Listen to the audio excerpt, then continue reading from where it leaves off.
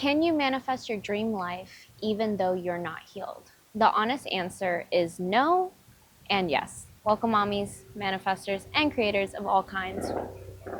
Today's video is all about figuring out how to manifest your dream life even though you're not healed and you're busy. So let's jump into today's video. Let us start first with talking about how you aren't manifesting your dream life because you aren't healed. 1. Limiting beliefs are blocking you from receiving. You want abundance, love, stability, freedom, etc. But in the back of your mind, you believe you don't deserve it, or you won't receive it. Wait, I got on my tongue. But in the back of your mind, you believe you don't deserve it, or you won't receive it until X, Y, or Z. Or you don't even give yourself what you are searching for, so you attach to others hoping they do. Now, limiting beliefs blocking you from receiving, sometimes it's the limiting beliefs of others blocking you from receiving what you want. You have to really figure out what's your fear. What are you scared of? Not what other people are scared of. What do you actually believe? You know, you're raised to believe something. You're raised to believe certain things. You see your family members and your adults acting a certain way towards things and how they fear money, or how they don't love themselves, or how they never like this, and you start thinking, well, that's me. You know, I don't even like that either. Or money's hard to get. Money is hard to get. I'll never get money because I'm looking at my family and, you know, I see where they're at. Money's hard. Or maybe someone does business once and then they're like, oh, business is hard. And then you're like, they tried it. They didn't do it. All these people are lying. I can't do it because it's in my blood. You know what I'm saying? So you want to really figure out what is your limiting beliefs and what are other limiting beliefs. And what limiting beliefs did you get because you kind of saw it within other people growing up. So when you figure that out, you're able to actually start healing and working on those limiting beliefs so they don't stop you. 2, you have unhealed emotions, so you're attracting lessons instead of blessings. You may hold unresolved pain or fear like many, so the manifestations that come may come as experiences that help you face and heal those emotions at first. In my high school relationship, I was not a good girlfriend. I was a bitch. I was an angry, cold bitch. And we broke up. 6 months later, I meet this guy and I'm so fucking attached to him. Attached to him like no fucking other. Not understanding why I'm so attached to him. We should have broken up the first month.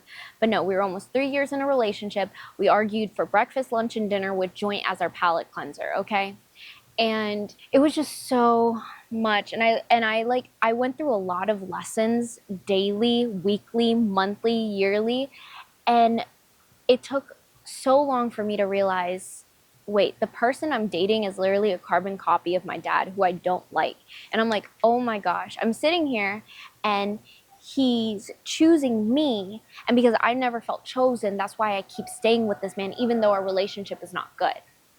And I remember within that relationship, I wrote out, that's gonna do that. Let's flip this over. I remember within that relationship, I wrote out how I would want to be treated by a person, by someone who says they love me. And maybe a year and some change later, I met my boyfriend now.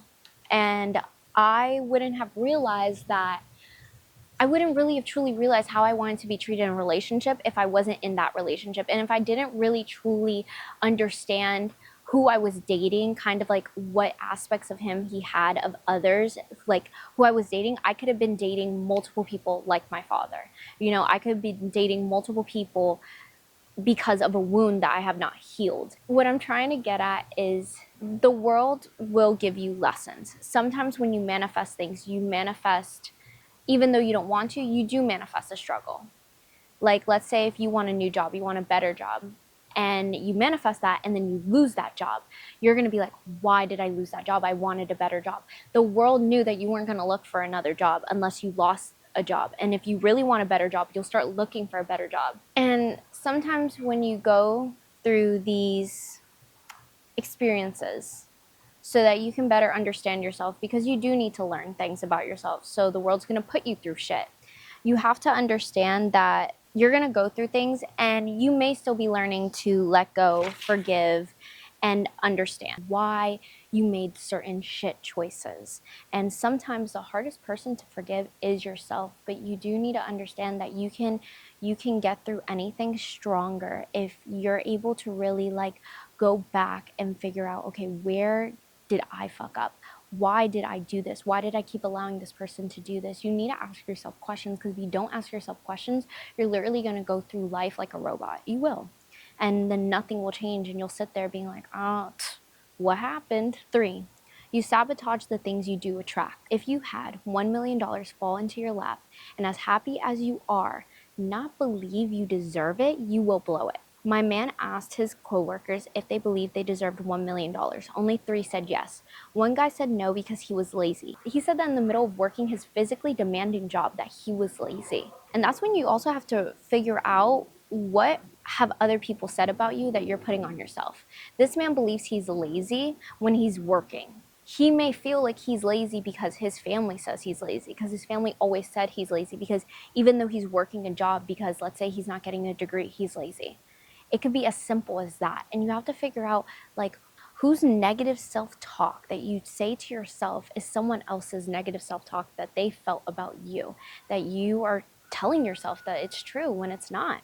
No one manifests the struggle in their journey to their dream life, or the struggle when they are in their dream life, because people need to understand that there's going to be struggle to get to your dream life, and there's going to be struggles after your dream life. That is why healing is key, because if, let's say, you're one to feel failure, but then you're given that chance at something big, you may say no because you simply fear failure, fear what others will say, or worse, proving their negative thoughts and feelings right. So how do we manifest our dream life while we are still healing and busy?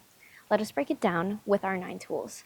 1, clarify your dream life. I am not telling you to redo your vision board, but think about the feeling you want to feel. Then think about an item that if you had now, it would equate to this feeling. Maybe if you have time, what would a whole day be like? It is okay to connect an item to this feeling, or figure out what a perfect day looks like, as long as you know every day won't be that perfect day, especially with kids. And that one item isn't your end all. Why thinking about your perfect day is such a good visual exercise is because you can connect more things that may be easier to obtain than that one item. 2, micro manifestations, micro manifestations or intentions. With that feeling, what is 1 to 3 things that can help you feel this feeling right now? This is great because fuck the future, fuck the past. It's all about the now. Also, your hurt, your pain is normal at times. As crappy as it is also comfortable.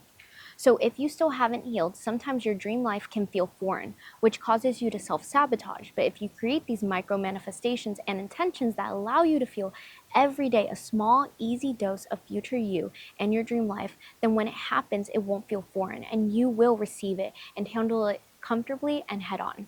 3, use healing to align. When you feel an emotion, pause and notice it. Ask yourself why, and then release or transform it. This could be through journaling, meditating, breathwork, affirmations, sometimes just saying sorry. You know, sometimes I do get angry, I do get overstimulated, I yell because that's what I was taught to show emotions, and I believed I got it under control until I became a mother, and hormones and periods and kids and screaming. And what I do is I always tell my daughter I'm sorry. I always tell her I'm sorry, because I don't ever want her to think that hearing sorry from an adult is foreign to her, or that she has to sit here and try and figure out what she did to deserve a grown adult not controlling their emotions. Because I went through that. It's shit. I'm not going to put her through that. So she's going to hear sorry from my mouth because I am sorry. Because I am becoming better. Because I'm learning. I'm learning how to handle something that has been a problem in my life. Like, my anger issues have been a problem since I was probably like 5 years old. And that's something I'm working on. And I'm proud to work on it. You know, I fuck up and I fix it. And we keep it pushing. 4, journaling, affirmations, gratitude, and meditation. All 4 things are great tools for healing and manifesting at the same time. Journaling to your younger self that was hurt, as if you are the person they needed in that moment.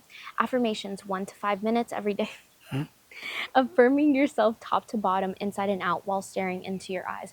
What I do, mirror. 5 minutes, I go from top to bottom. First I say, like, my hair is beautiful, my eyes are beautiful, my mouth is beautiful, top to bottom. Then when I get back to top, my hair is perfect, my eyes are perfect, my nose is perfect. Boom. And then when I go up, my hair is enough, my eyes are enough, my this is enough. And I literally go top to bottom until 5 minutes. And I do that and I look at myself and I stare at myself and I tell myself that because I've told myself the negatives. So I'm going to tell myself the positives, okay? I'm going to water my own soil. Gratitude is the attitude. Every morning, every night, 3 things, big or small, you are grateful for. And sometimes in moments, you just have to capture that moment and be like, wow, I'm really grateful that I'm able to bounce on this bouncing ball, talk to this camera, and my man like set this up to make it look better than what it was gonna look like. And I'm glad I'm able to do this because this is honestly quite nice. Meditation and breath work. I like to breathe in 7 seconds, hold 4 seconds, breathe out 7 seconds, hold 4 seconds. This is great for when I'm about. Y'all, my camera died and I'm not gonna redo this video for the 3rd time, so here we are. 5. Detach from control. Sometimes you have to release how things come to you and believe it's coming. Especially when you're in a bad state of mind, thinking about your visualization shouldn't be what you do, because you may make excuses how it won't happen. When you're in a bad state of mind, the last 4 tools are great for getting you out of that dump, understanding those triggers and patterns, and healing. Look, I can negative self-talk myself to the grave, okay? So one thing I don't do is I visualize when I am not the best up here. I don't do it. I don't allow myself to do that.